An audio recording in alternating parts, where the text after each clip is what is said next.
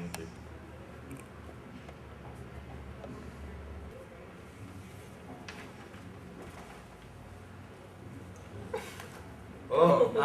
Hi, my name is Carlos. I'm sorry once. Can you start it once again? I'm sorry, I didn't know we were gonna do the names before. No, go ahead. Just go. Hi, my name is Carlos. My name is Gemma. Hey, I'm David. Hi, Vicente Carlos. Okay, I'm going to start by explaining the history of the conflict in Iran, some of the key players, and the possible courses of action we've considered.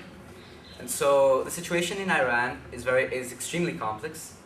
According to Mohammad Sahimi, professor and chairman of the Chemical and Petroleum Engineering of the University of Southern California, Iran has been attempting to further develop its nuclear capabilities since the beginning of the century. However, on the year 2003, suspicions began that facilities were being made to produce the enrichment of uranium, such as the one found in Natanz. And this facility was not considered illegal at the time, since according to the Nuclear Proliferation Act, created by the IAEA, the International Atomic Energy Agency, and signed by Iran, it allows any state to produce any type of nuclear facility, even one that enriches uranium, if it is used for peaceful purposes. From then on, the IAEA has kept close watch on Iran, and thus frequent reports on their capabilities every year. However, President Ahmadinejad has recently admitted to the fabrication of these documents, and thus the IAEA is demanding further transparency from Iran. Some of the key players on this issue are the United States, which feels threatened that Iran should have nuclear weapons, China, which is extremely important because of its economic ties with the United States and with Iran, since 14% of oil made in Iran goes to China, Russia, which has military hated Iran for many years, the IAEA, which watches over Iran's nuclear program, Israel, one of the greatest enemies to Iran in its region and has nuclear weapons, and Saudi Arabia, which is the most important Sunni country in the region, and if it is proven that Iran is indeed producing nuclear weapons, Saudi Arabia will begin immediately to develop them for themselves, since they fear for their safety. Some of the possible courses of actions we considered are a full-out military invasion in Iraq, imposing economic sanctions and military sanctions in Iraq, creating a new organization including all nuclear powers, Israel, North Korea, United States, UK, France, Pakistan, India, China, and Russia, and include Iran, so that these countries can verify on each other and help each other produce peaceful nuclear energy. However, these we do not recommend, since they are either impractical or very, very hard to, or will not take place.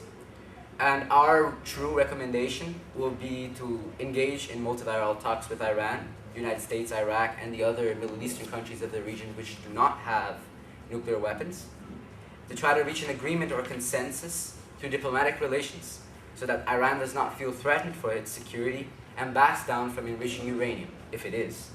These treaties would include the facilitation of commercial ties between these countries and the assurance of Iran's safety. We believe that this is highly advisable, since it would lead to peace in such conditions. However, it would be extremely difficult to do and would take time and patience. However, if negotiations work, this treaty would prevent the further proliferation of these nuclear weapons in Iran and avoid other countries of the area to desire this type of armament as well.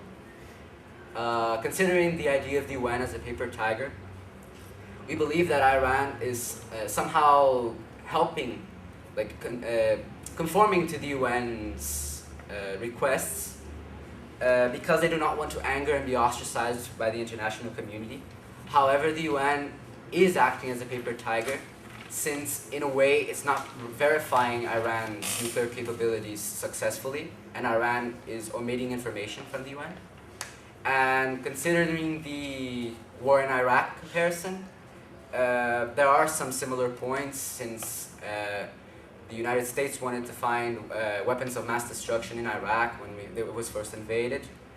However, the UK at the time had supposedly confirmed the existence of these weapons. However, we later found out that there was no such thing, and it is very similar in Iran now, since the presence of these weapons in Iran is questionable.